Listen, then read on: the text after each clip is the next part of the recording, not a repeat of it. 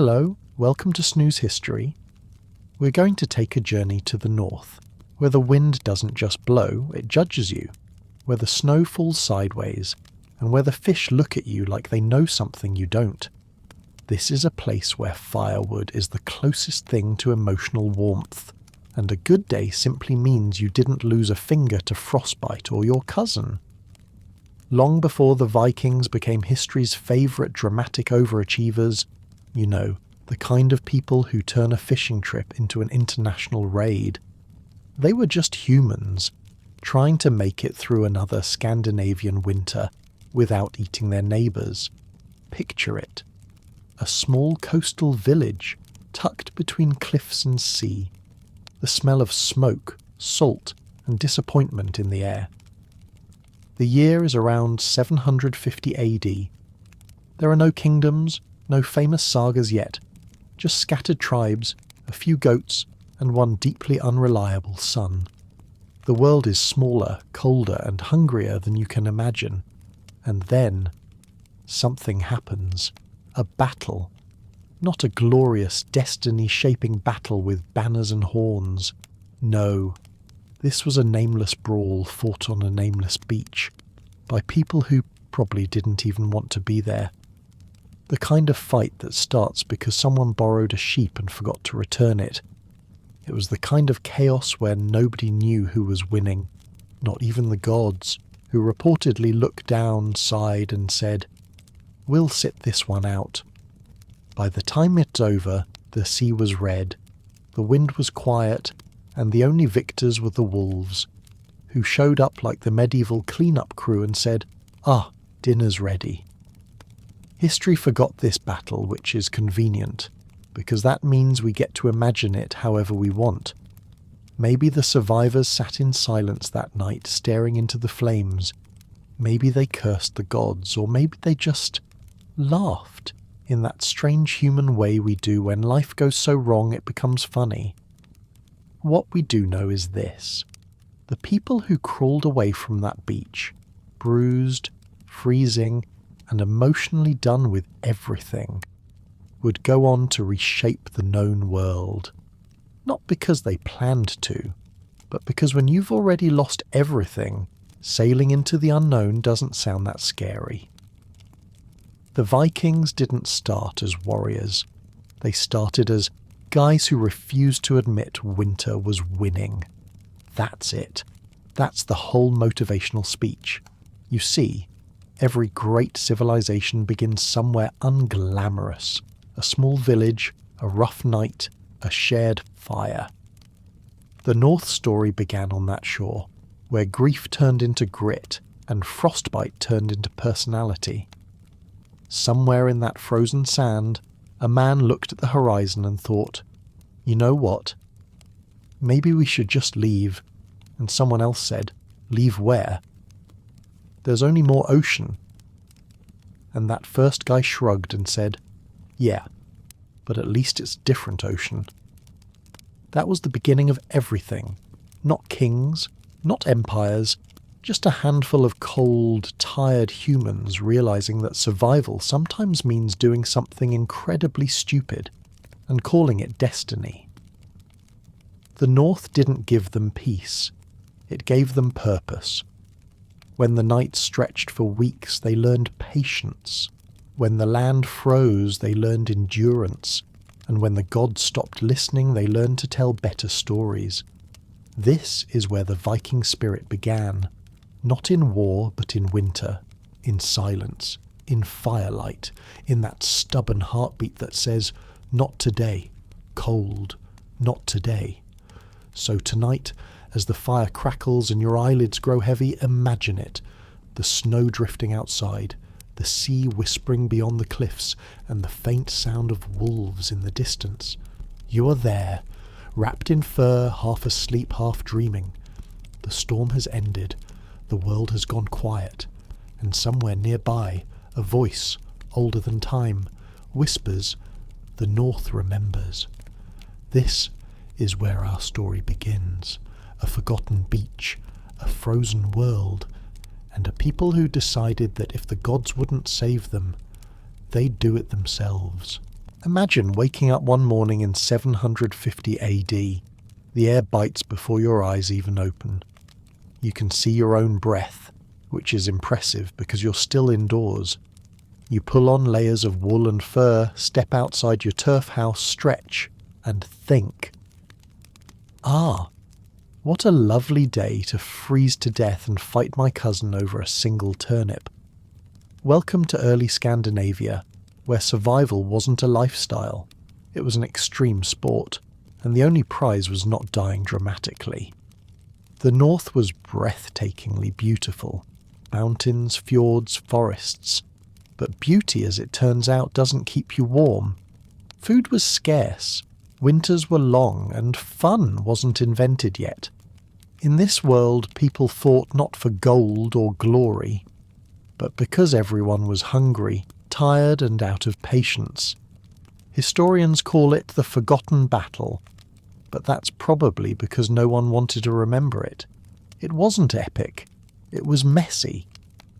The kind of fight where nobody wins, except the wolves who show up after and think, wow, dinner for a week. It's the 8th century. There are no kingdoms yet. No fancy Viking ships. No Norse Netflix series. Just clans. Dozens of them.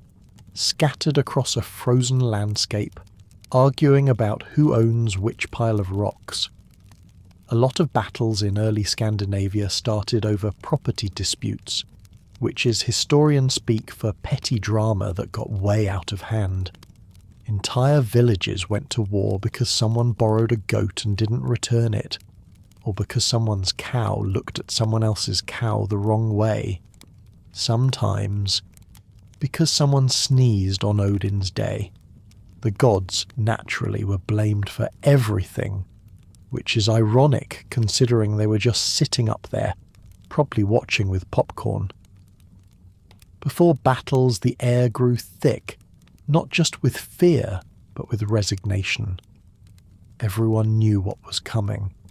They'd sharpen their axes, mutter prayers to gods who were notoriously bad at responding, and tie bits of cloth around their arms so they wouldn't accidentally stab the wrong cousin. And when the time came, there were no banners, no trumpets, just a deep, collective sigh, and then chaos. It wasn't a war in the modern sense. No strategy, no formations, just men and women who'd run out of things to lose. And when it was over, the silence hit harder than any weapon. Fires smouldered, smoke curled against the snow, and the ravens, those poetic freeloaders of Norse mythology, came to write the final verse in feathers and bones. Early Norse diplomacy was simple. If your neighbour disagreed, you hit him with an axe until he agreed. Efficient, not elegant, but efficient. To be fair, that system worked surprisingly well, until, of course, everyone ran out of neighbours. After battles, life returned to its slow rhythm, the rhythm of survival. Fires burned low inside longhouses. Families huddled close, wrapped in fur and fatigue. They told stories about gods, about monsters, about heroes who probably never existed, but it helped. It kept the cold away, at least in their minds. Outside, the land slept. Snow blanketed everything. Fields, huts, the graves of the fallen. Inside, smoke rose toward the beams, curling and fading like half-remembered prayers. The land shaped them. The cold sculpted their patience. Hunger carved their ambition. And isolation taught them that community meant everything except personal space. You'd think living in small huts with 10 people and 2 goats would make you closer. It did. Too close. Archaeologists have found remains of ancient longhouses where everyone basically lived, ate, slept, and argued in the same room, which explains why the Viking Age happened. They didn't set sail to conquer the world. They just desperately needed alone time. In the dim light, old women whispered the sagas of gods who tested mortals with endless winters. Children stared at the flames. their faces painted in gold and shadow, learning the stories they'd someday tell their own. And the men, bruised, silent, staring into the fire, thought of the ones they'd lost. Each ember was a memory, each spark a name. The North was not a kind teacher, but it taught the same lesson every day, that nothing lasts forever except cold feet and bad luck. You can tell a lot about a people by what they worship. The Norse didn't worship wealth, they worshipped endurance, the quiet strength to outlast the storm. That and ale, definitely ale. From this endless cycle of hunger and war came something unexpected. Unity. Not a political one. They weren't big on paperwork, but a spiritual unity, a shared understanding that the world would not be kind, so they would have to be stronger than the world. They began to travel, to trade, to explore, to see what lay beyond the cold. The same stubbornness that once made them fight each other now turned outward, toward the sea, toward destiny. From violence came survival, from survival came resilience, and from that resilience, something new, identity. Not warriors yet, not sailors, not conquerors, just people too stubborn to die. The North had tested them and found them unbreakable. The battle was over, but the war with the world had only just begun. The sea has always been the North's favourite mood swing. Calm one day, catastrophic the next. It's like a god with commitment issues, endlessly beautiful and completely unreliable. The people of the North knew that. They feared the ocean, respected it, and occasionally yelled at it, which didn't help, but made them feel better. After years of failed harvests, cold summers, and overcrowded valleys, they ran out of options. The land had given them all it could, which wasn't much. So they turned to the ocean, the last great unknown, a silver mirror stretching endlessly toward either hope or hypothermia. They didn't have maps, they didn't have compasses, they didn't even have a solid plan. What they did have was optimism, which statistically speaking is the worst possible trait to bring to the North Atlantic. But optimism is contagious. One person says, "Let's see what's across the sea," and suddenly half the village is helping him build a boat. Not because they believe in him, but because they secretly hope he doesn't come back to borrow their tools. They built boats anyway, pine, oak, and sheer audacity. These weren't the elegant longships of later legend. They were prototypes. Think floating bathtubs with trust issues. Still, the North had a way of rewarding persistence. For every broken plank, a lesson. For every drowned sailor, a story. Slowly they learned. The wind became their teacher. The waves became their scripture. And the horizon, their therapist. The first voyages were short, hugging the coastline, moving from one fjord to the next. They didn't set out to discover the world. They just wanted to see if maybe somewhere else it wasn't snowing. It was snowing. But still, they rode on. When your options are starve on land or starve at sea, you might as well get a nice view. The ocean was cruel, but it was also honest. It didn't pretend to care, and that made it fair in a strangely comforting way. The average Viking diet was 90% fish and 10% regret. They ate whatever the sea threw at them, which was usually fish, sometimes seaweed, occasionally disappointment. If they were lucky, they found a stranded whale, which was the medieval version of winning the lottery. And yes, they ate that too. Everything except the part that was still moving. The sea fed them, but never kindly. The sea doesn't shout. It whispers. It teaches slowly, through loss, repetition, and the occasional storm that makes you rethink every decision you've ever made.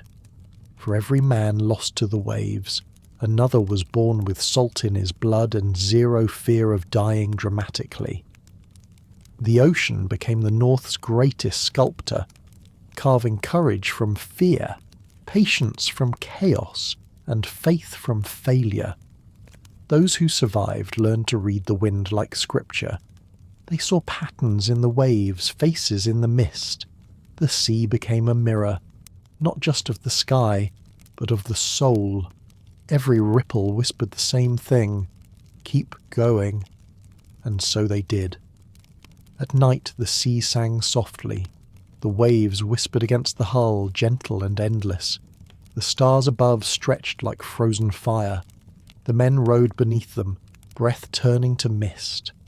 They prayed to anyone who might be listening, mostly because yelling "help" didn't work. Each prayer went unanswered, but the silence became sacred. There's a peace in the rhythm of rowing. Forward, always forward. They rowed through fog, through rain, through fear, until dawn broke, pale and cold, and the sea, unpredictable as ever, decided to spare them one more day. Of course, the sea wasn't always merciful. Sometimes it remembered it was a god and demanded respect. Storms came without warning, the kind that made men pray, curse, and rethink their life choices all at once. The waves rose like walls, the sky fell like stone, and the boats, those tiny floating bathtubs of courage, vanished into chaos. Many never came back. The North keeps its secrets well, and the sea even better.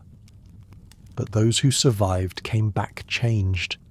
They carried the sea with them, in their eyes, in their lungs, in their silence.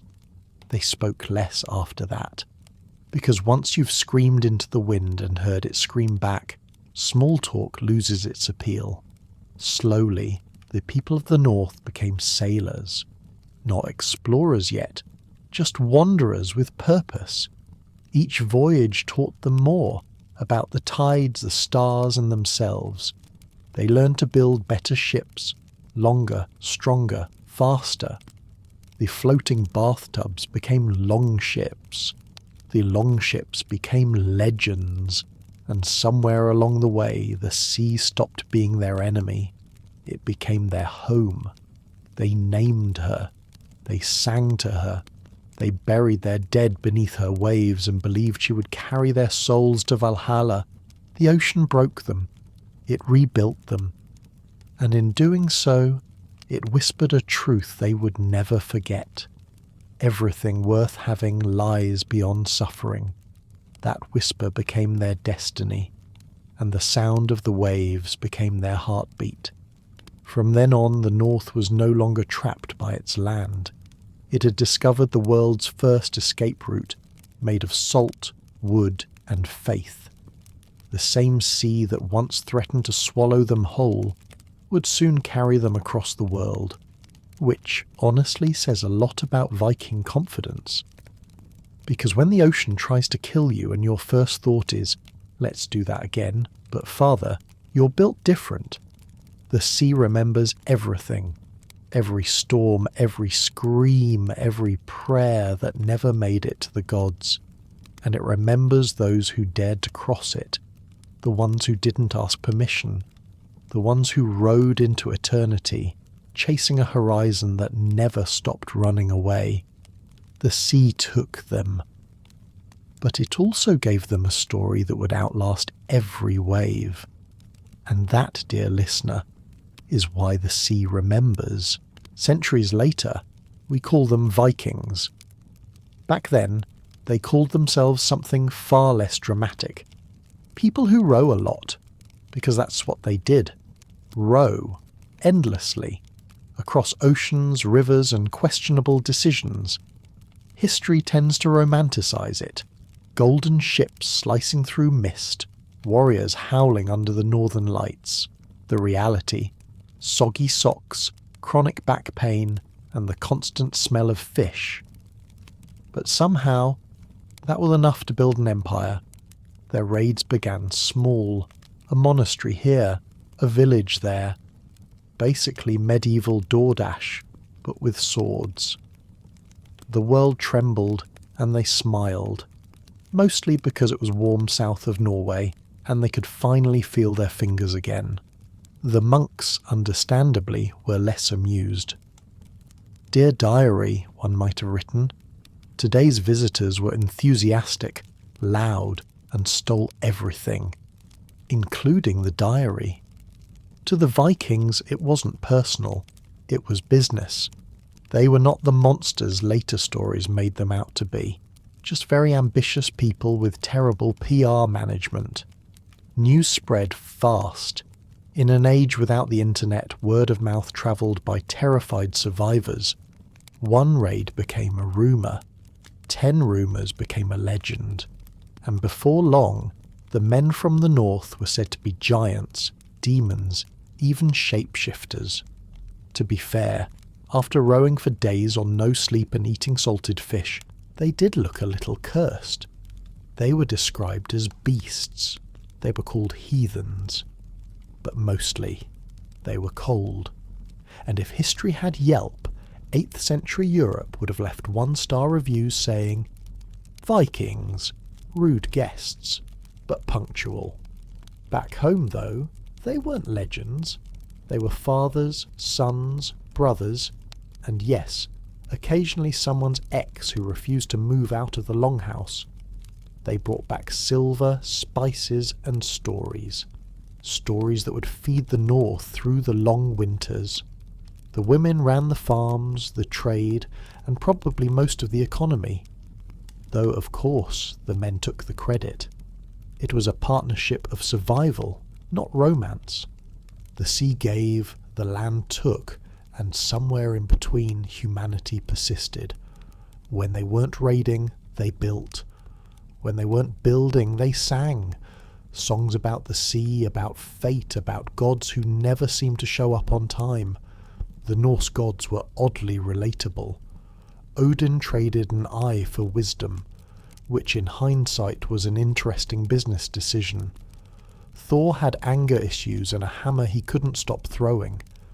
Loki caused problems and then blamed everyone else, the original office co-worker. Their gods weren't perfect.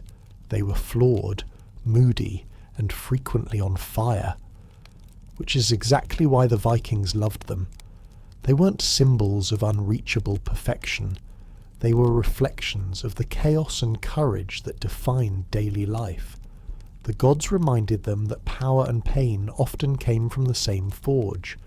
Every battle, every raid, every storm was an answer to a question no one wanted to ask.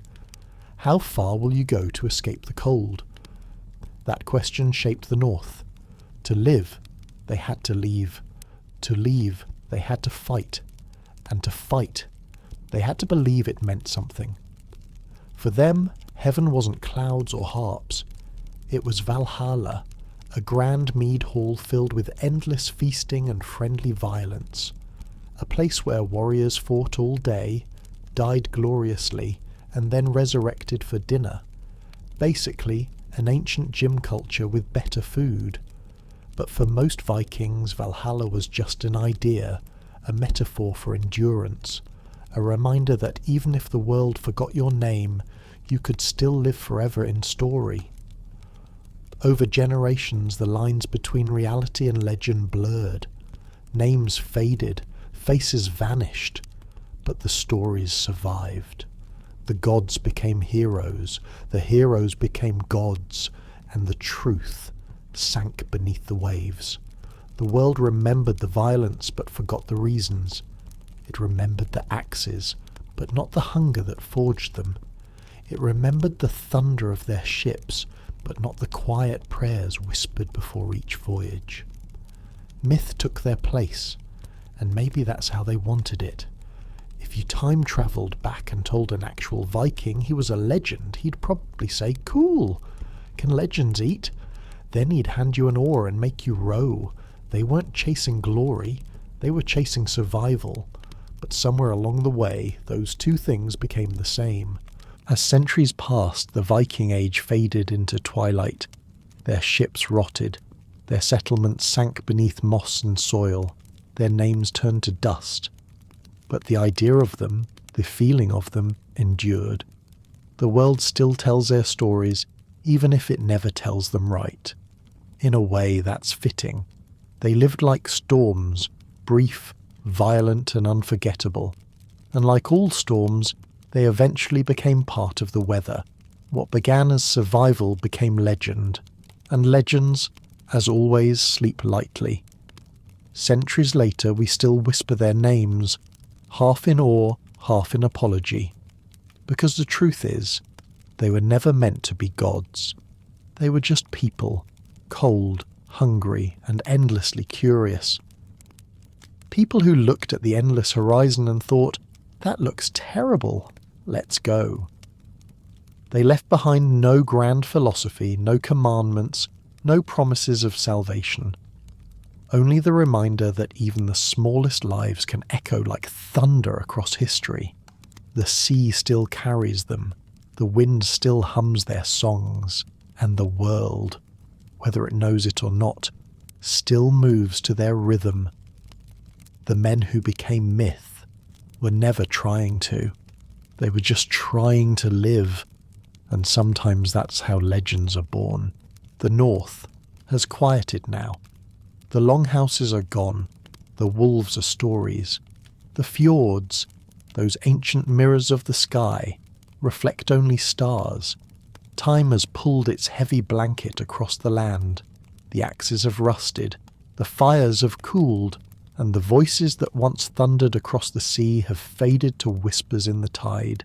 But somewhere in that silence, the sea still hums their names, not as conquerors, not as villains, but as dreamers, stubborn, frost-bitten dreamers who refuse to freeze.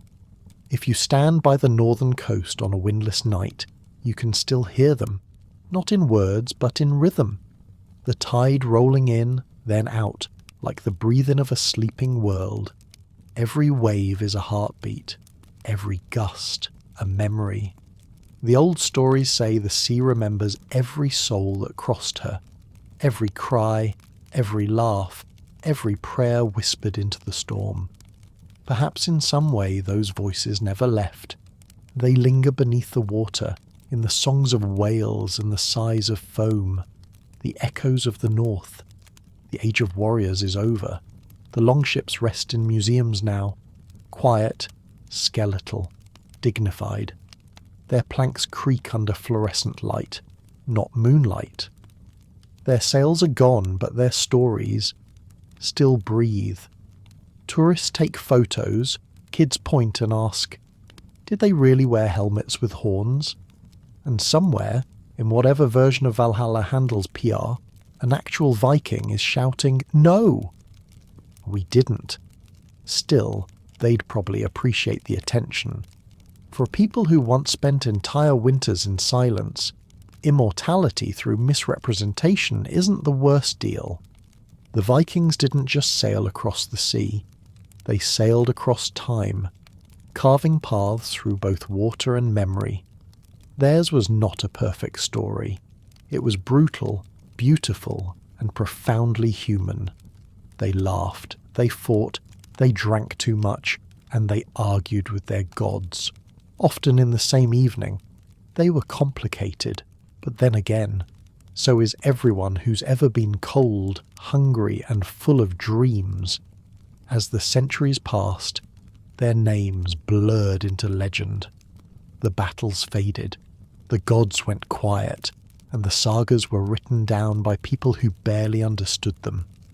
But in the end, the stories were enough, because stories are how humans survive winter. Every tale told beside a fire is a small act of defiance, proof that we're still here, still breathing, still waiting for dawn. So tonight, as you drift to sleep, remember them, the stubborn, sleep-deprived ancestors of the North, who proved that sometimes the most heroic thing you can do is simply make it through another winter. And if you ever think you're having a bad day, just remember, at least you're not rowing to England on salted herring and hope. Perspective helps. The North has changed, but it still remembers. The waves that once carried warriors now carry moonlight. The mountains that once hid gods now cradle clouds. But under all of it, under the forests, the ice, the centuries, the heartbeat remains. Slow, deep, eternal. The same heartbeat that once echoed through oars and shields and thunder still hums beneath the snow, and perhaps that's the lesson they left behind. That survival is its own kind of glory, that even the quietest life leaves a sound, if you listen long enough. So breathe in the cold air of the North. Feel the weight of time in the stillness. Every wave, every gust, every flicker of flame is an echo of someone who refused to stop. The Vikings were not gods. They were not monsters. They were us, trying, failing, laughing, surviving. And maybe that's all any of us ever do. So rest now. Let the storm fade. Let the fire burn low. You've made it through another night, just like they did. Now as you close your eyes, listen to the calm fireplace and let it help you drift off. Good night.